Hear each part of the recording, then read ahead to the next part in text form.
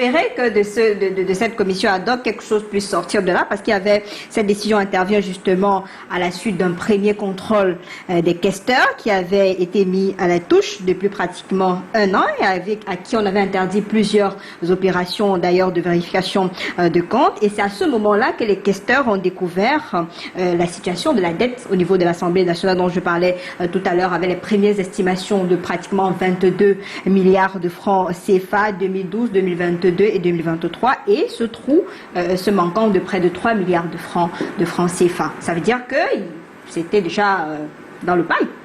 Non, en fait, il y a les faits sur lesquels on peut s'appuyer pour faire les analyses, hein. Sans toutefois être dans le secret de Dieu. C'est pour répondre un peu à Maître Achou. Il n'est nullement question de faire un procès.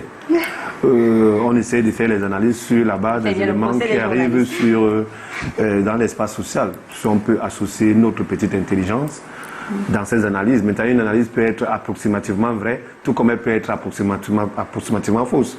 Mais elle a quand même le mérite d'être faite. Ça, vous n'allez pas nous dénuer ça, ou alors nous contraindre à prêter serment devant un juge. C'est notre droit le plus sacré en tant que citoyen. Mais quel qu'en soit le cas... C'est notre Parlement aussi, hein, voilà. On va s'interroger. Et c'est le Parlement des Camerounais, il ne faut pas l'oublier. Et il y a une loi qui autorise les Camerounais à y assister, si possible et nécessaire. C'est vous qui maîtrisez bien les lois et les règlements du pays. Donc, nous ne sommes pas très éloignés de l'environnement, de la vie qui se déroule à l'Assemblée nationale, puisque c'est l'une des institutions les plus sérieuses du pays. Le rôle de l'Assemblée nationale est de voter et de contrôler l'action gouvernementale. C'est-à-dire, c'est un rôle primordial dans la vie des institutions du pays. Donc, si l'Assemblée nationale a un rôle primordial dans la vie des institutions du pays, ça veut dire que le citoyen aussi doit savoir quels sont les mécanismes que cette Assemblée nationale met en exergue pour que les missions à lui assignées par la Constitution soient effectivement respectées. Donc, de notre intérêt en tant que citoyen. Quel qu'en soit les cas, pour revenir à votre question, Lynn, il y a les signaux. Et il y a un travail qui a été fait soit par les journalistes, parce que beaucoup même pensent les questeurs, là, hein, voilà, les questeurs beaucoup pensent que lorsque les journalistes citent tout ça, doit toujours être un travail de journaliste à Gare, Hilton ou Mermoz à Douala. Pas du tout. Mais parfois, aujourd'hui, avec tout ce qu'on constate dans la profession, il y en a qui font un travail très sérieux. Il y a plusieurs journaux qui ont titré sur ce problème de crise financière à l'Assemblée nationale. Mais ce travail a été fait sur la base d'un certain nombre de travail en amont, à l'intérieur de l'institution, notamment ce que vous avez relevé tout à l'heure, les questeurs.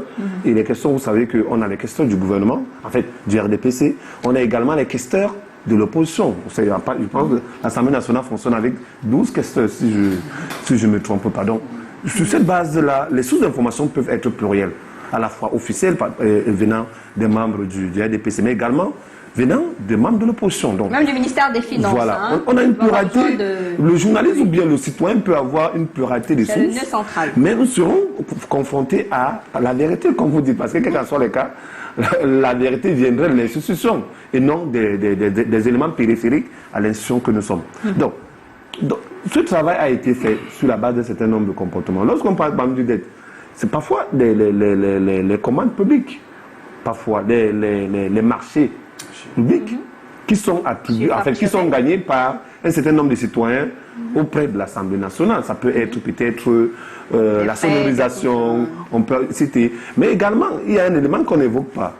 De plus en plus dans ce rapport-là, dans cette commission ad hoc qui a été mise sur pied, on parle des missions fictives. Tout à fait. Et les missions fictives sont l'œuvre à la fois de l'administration centrale de l'Assemblée nationale, mais également des députés. Mais lorsqu'il y a une mission, elle doit être payée. Est-ce qu'elle est toujours payée?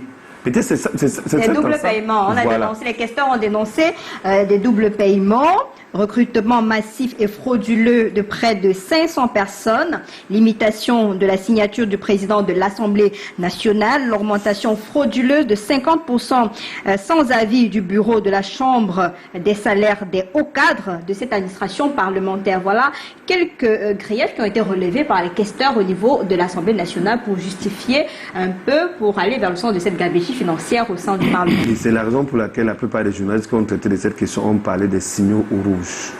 Parce qu'en réalité, la situation est assez alarmante, qui mérite qu'on fasse une véritable autopsie pour sortir de là avec une solution adéquate. Dans le cas contraire, on va voir l'une des institutions les plus crédibles du pays, mais qui a de la peine à fonctionner à l'intérieur de manière mécanique, à cause d'un certain nombre de comportements qu'on ne devrait pas retrouver à l'intérieur. Dénoncé même par le chef de l'État, corruption. Donc, et tout ce que vous il y a quand même lieu de s'interroger et que on attend un peu les résultats de cette commission ad hoc, à la limite, qu'on puisse au moins voir les sanctions. Parce qu'en réalité, je confirme ce que Maître dit, l'Assemblée nationale est l'une des institutions les plus crédibles du Cameroun. Et n'oublions pas que c'est à l'Assemblée nationale que le président de la République prête généralement serment.